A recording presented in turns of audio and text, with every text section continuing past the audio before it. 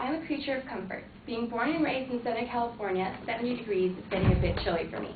And yet every winter, I travel long distances to hang out in 32-degree weather. What could possibly motivate me so far out of my comfort zone? This is snowboarding. I've been researching this topic for a few weeks now. Snowboarding was created by combining the best aspects of other extreme sports, such as surfing and skateboarding. A form of it originated in 1965 that was a long way from the modern form of the sport. In California, we are fortunate enough to have a wide variety of snow resorts open annually. If by the end of this speech you're ready to ride, I will be discussing some of the best spots to hit right in our own backyard. Today, I'm going to review the origins of snowboarding and share with you the exciting heights the modern form of the sport has reached, as well as comparing the best snowboarding spots in California. The history of snowboarding begins on Christmas Day 1965. An inventor in Michigan, Sherman Poppin, designed a new surfboard-like contraption for his young daughter to ride in the snow.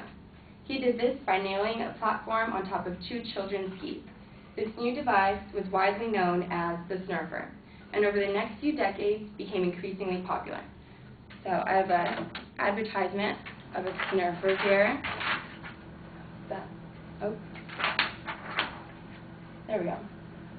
It shows that it's kind of like a snowboard or a surfboard, but you don't need waves. It's as fun as a bobsled, but you don't need a track or 3 other guys. And it's like skis, but you don't necessarily have to have a mountain because you could just do it like on an incline. You didn't have to go all the way up. So the snurfer was manufactured, and in 10 years, over a million were sold in sporting goods stores around the country. The snurfer was the earliest form of a snowboard. According to snowboardingessentials.com, due to the primitive design of the snurfer, flexibility and turning was minimal. Basically, you had to point the thing downhill and hang on by a rope connected to the nose of the board. A snurfer had no braking options besides crashing to a hole. Over the decades, the snurfer evolved into a modern snowboard. In the late 1970s, a surfer from Long Island, Jake Burden, developed a board with rubber bands that enabled a snowboarder to secure his feet to the board. So I have a picture here of a modern Burden snowboard, a lot different than the snurfer. According to the Burden article, back in the day, Burden went on to become the founder of Burden Snowboards, the world's first snowboarding factory and leader in snowboarding innovation today. With Burden's new design, boarders were able to make sharper turns and found stopping incredibly easier. The metal edges allowed for boarders to ride even on hard-packed snow and in icy conditions. These innovations led to snowboarding becoming a much safer sport. However, snowboarders were still banned from most ski resorts. Snowboarding was a radical new sport that was encouraged by raging teenage hormones, supposedly. Snowboarders were seen as unconventional troublemakers. This reputation kept snowboarding out of mountain resorts for years. With boarders having to hike long distances to be able to ride down a mountain, the sport could only progress so far. Burden lobbied hard for ski areas to open their lifts for boarders, and in 1982, Suicide Six Resort in Vermont became the first to allow snowboarding. Finally, boarding was able to thrive and reach the success it has today. According to the ABC of Snowboarding.com, in 1983, less than 10% of the United States ski areas allowed boarding, but by 1997, few resorts excluded it.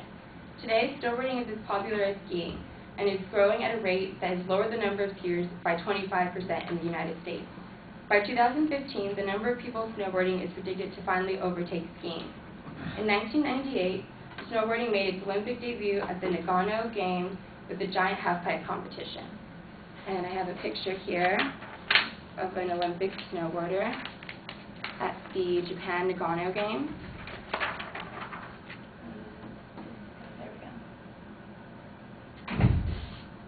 Olympic.org states, this discipline proved an Olympic success and returned to Salt Lake City 4 years later. In Turin, snowboarding cross made its debut.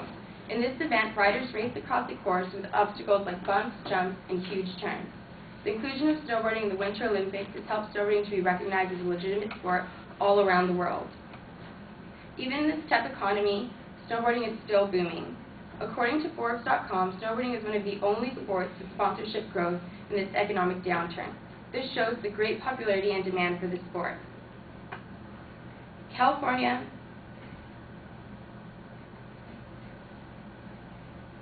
Snowboarding is a great sport to watch, but if you're interested in getting out there and boarding, you do not have to go very far. California has one of the best snowboarding spots in the U.S., Mammoth Mountain. And I have a picture of Mammoth on a beautiful sunny day, which is really common. And backwards. There we go. According to LATimes.com, it is common for Mammoth to operate as late as July 4th. It is one of the only ski resorts in California where temperatures allow summer boarding.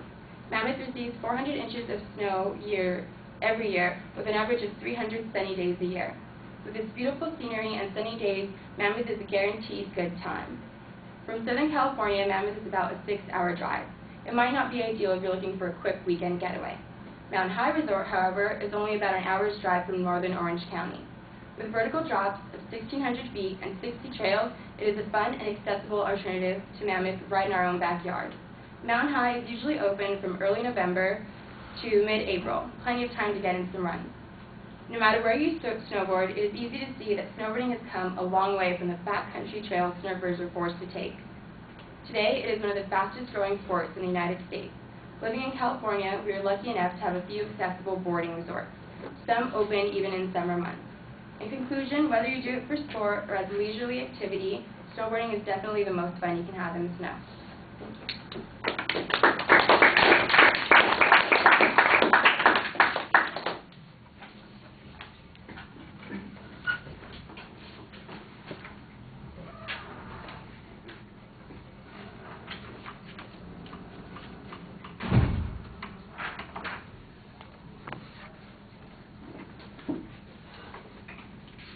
So, Anir, what did you think?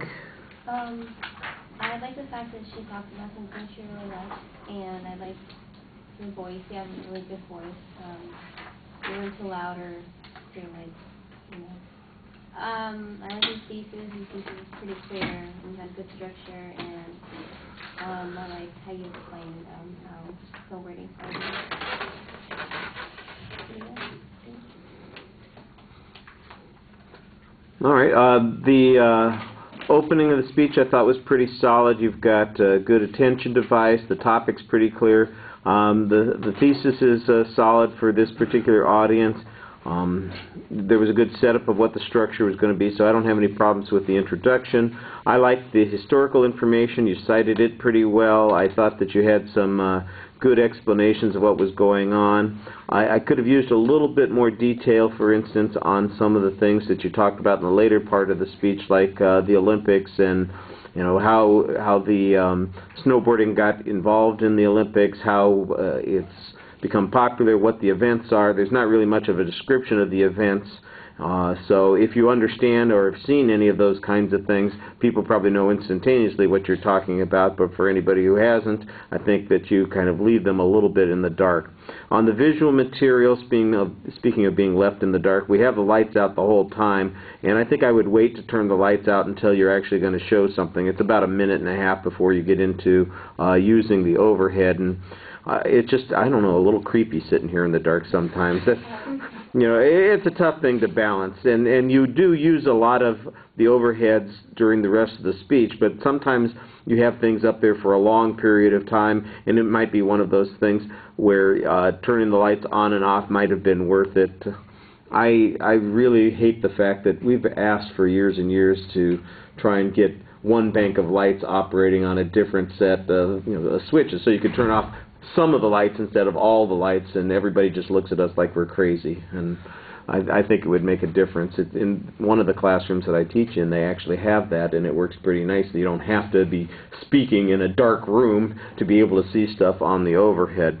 So it's kind of an odd compromise that you have to make. You did get lost at the one spot. It looked like maybe you got a little confused ahead of yourself there, but that was not a big deal, something that a little more practice would fix. All right, thank you.